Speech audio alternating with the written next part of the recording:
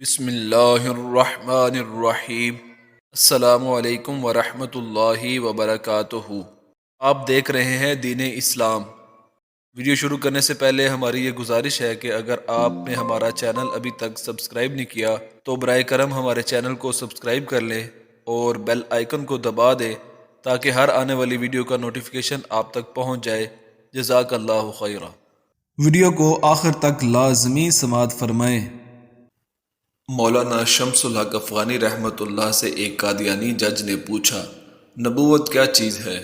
مولانا شمس الحق افغانی رحمۃ اللہ فرمانے لگے، نبوت اعلیٰ منصب ہے، اللہ تبارک و تعالی جسے چاہے دے دیتا ہے۔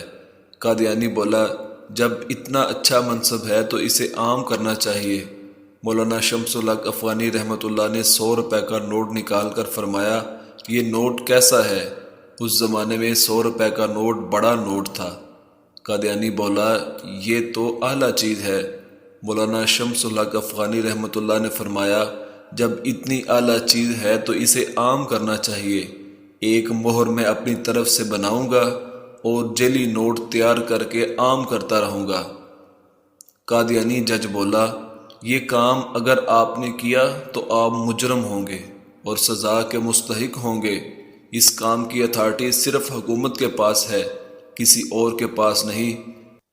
مولانا شمس الحق افغانی رحمۃ اللہ نے فرمایا، ٹھیک ہے، اب یہ سمجھو کہ نبوت ایک اعلیٰ منصب ہے، مگر اس کی اتھارٹی صرف اللہ تعالیٰ کے پاس ہے، جس کو وہ چاہے نبی بنا دیتا ہے۔ اب آپ لوگوں نے اپنا جعلی نبی بنایا ہے تو اس لیے آپ لوگ اللہ پاک کے نزدیک مجرم ہیں۔ اللہ ہمیں اپنے ایمان کی حفاظت کرنے کی توفیق عطا فرمائے اور خاتم النبیین رسول اللہ صلی اللہ تعالی علیہ وسلم آپ سے سچا عشق نصیب فرمائے، آمین۔